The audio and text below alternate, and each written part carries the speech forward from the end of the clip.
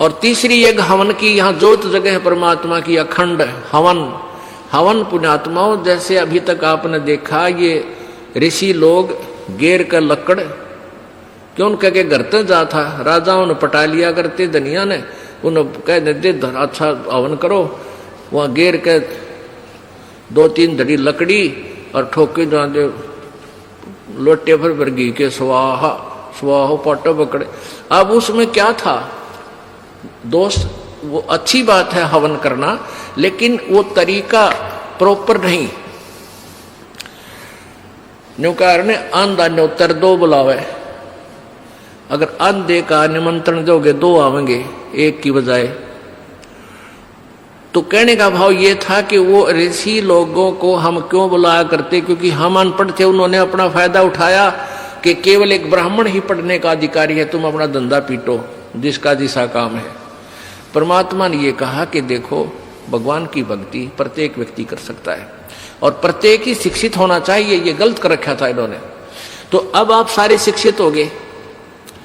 अब मालिक ने जो खेल खेला है, ये समय इंतजार किया है कि अब अपनी प्यारी आत्माओं को अपनी महिमा में अब बताऊंगा और सारे सबका समझ में आवेगी।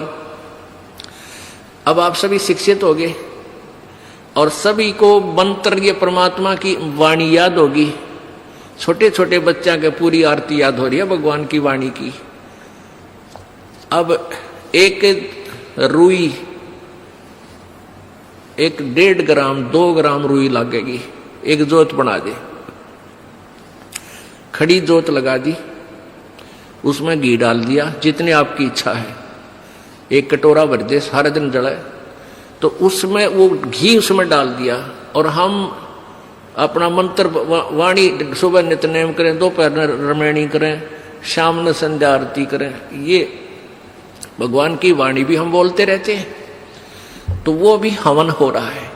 उस लकड़ियों वाले हवन की तुलना में ये हवन श्रेष्ठ है, क्योंकि इसमें आप एक 100 ग्राम रुई में 1 क्विंटल घी हवन कर सकते हो। उसमें घी, उसकी जोत ने जलन नहीं दे, उसमें डालने जावे घी। 100 ग्राम जोत में 1 क्विंटल घी हवन कर सकते हो आप।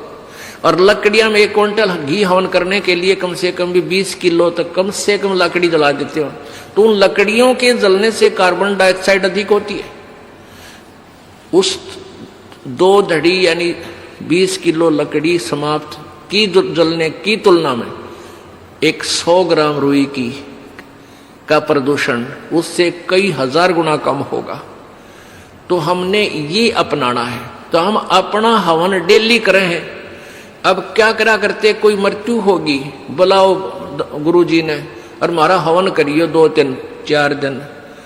वो 2 दिन के हवन में किला टूट गया। रोज करो हवन अपना, एक जोत लगा दे, सुता उठ के हाथ पैर धो ले, नहान का ना फुर्सत मिले, कोई जरूरी ना होती नहाना। इसमें नहाए धोए क्या भ्याज है, मन का मैल ना जाए और मीन सदा जल में रहे, धोए बांस ना जाए। अंदर से अंत तक साफ हो, हाथ पैर जरूर धो ले, क्योंकि धार्मिक वस्तुओं के हाथ लगाने। और जोत ला दे, अपना मंत्र करता रहे, काम करता रहे, अपनी आरती बोल ले, जा नित्यनेम भी कर ले, रोटी पोए जा, नित्यनेम चलता रहे। आजकल तो आधुनिक बहुत से उपकरण हो गए हैं, वैसे भी याद हो जाते हैं कुछ दिनों में। और नहीं बैठ कर अपनी किताब लेकर वह पढ़ ले।